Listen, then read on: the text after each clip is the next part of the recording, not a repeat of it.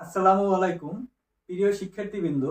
আজকে আমরা HSC English second পেপারের একটা গুরুত্বপূর্ণ টপিক নিয়ে আলোচনা করব, ওয়ার্ড অ্যান্ড ফ্রেজ।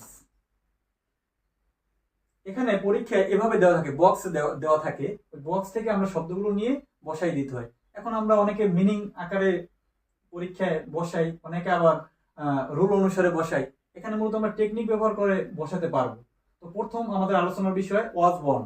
পরীক্ষায় ওয়াজ বর্ন না থেকে ইজ বর্ন, আর বর্ন অথবা ওয়ার বর্ন এগুলো থাকতে পারে। একই বিষয়, এগুলো জন্মগ্রহণ করা অর্থে ব্যবহৃত হয়।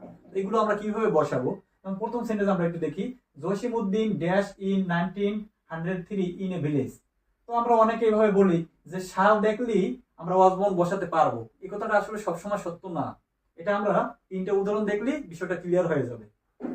তো দেখি এখানে যেহেতু সাল আছে, সেই হিসেবে আমরা ওয়াজ বর্ন বসাতে পারি। যেমন Jasimuddin dash in 1903 in a village, যেমন এখানে একটা সাল আছে, এখানে আমরা সেই হিসেবে ওয়াজ বর্ন বসাতে পারি। He dash in a needy family, এখানে তো কোনো সাল নেই, তাহলে এখানে তো ওয়াজ বর্ন বসবে, কিন্তু কিভাবে বসবে সেটা একটু আমরা দেখবো। যেমন আমি একটা টেকনিক হিসেবে এখানে বলতে পারি যে ফ্যামিলি যুক্ত থাকলে সেখানে আমরা ওয়াজ বর্ন বসাতে পারি। যেমন নিডি ফ্যামিলি না থেকে পুয়ার ফ্যামিলি এরকম থাকতে পারে। তো যে কোনো ফ্যামিলি, রিচ ফ্যামিলি এগুলো থাকলেও আমরা বসাতে পারি, কিন্তু এটা তো অনেক বড় একটা টেকনিক হয়ে যায়। তারপরে 3 নম্বর সেন্টেন্সের দিকে আমরা লক্ষ্য করলে দেখবো, হি ড্যাশ অন 13 নভেম্বর 1948। এখানে আমরা দেখলাম যে একটা সাল আছে, এখানে আমরা ওয়াজ বর্ন বসাতে পারি, কিন্তু এই টেকনিক দিয়ে, সালের টেকনিক দিয়ে আমরা সবসময় সবকিছু সমাধান করতে পারবো না। তাহলে আমরা কিভাবে মনে রাখবো? তার আগে একটু বলি, এগুলো যেমন বিখ্যাত মনীষী আছে না, তাদের নাম দিয়ে শুরু হয়, এটাও একটা টেকনিক। কিন্তু সর্বোপরি আমরা বলতে চাই, শূন্যস্থানের পর যদি ইন, তারপরে অন অথবা অ্যাট থাকে, এটি অ্যাট প্রিপজিশন, এই তিনটে প্রিপজিশন দেখি, তাহলে আমরা ওয়াজ বর্ন বসাতে পারবো।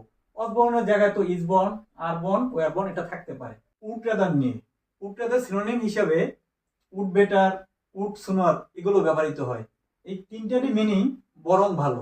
তো পরীক্ষা যখন আসে, বক্সে আসে, বক্স থেকে আমাদের উড রাদার শব্দটা বসাতে হয়, তখন আমরা কিভাবে বসাবো? এটার মিনিং জানলে তখন আমরা উড রাদার বসাতে পারবো, তা নাহলে কিন্তু আমরা বসাতে পারবো না। তখন আমরা কি করব? তখন দেখবো কোন সেন্টেন্সের ভিতরে দেন আছে কিনা। দেন, এই দেন থাকলে তখন আমরা উড্রাদার বসাতে পারবো। এটা টেকনিক, কোন সেন্টেন্সের ভিতরে দেন দেখলি আমরা তখন উড্রাদার বসাতে পারবো। আর উড্রাদার বসাতে পারবো যেখানে, সেখানে আমরা উড বেটারও বসাতে পারবো, উড সুনারও বসাতে পারবো, কারণ তিনটার মিনিংই এক, বরং ভালো। এছাড়া আমরা জানতে পারি, এই যে দেনের আগের যে ভার্বটা স্লিপ, এটা ভার্ব ওয়ান, এটা ভার্ব ওয়ান। এরপর দেনের পরের যে ভার্বটা গো, এটা ভার্ব ওয়ান।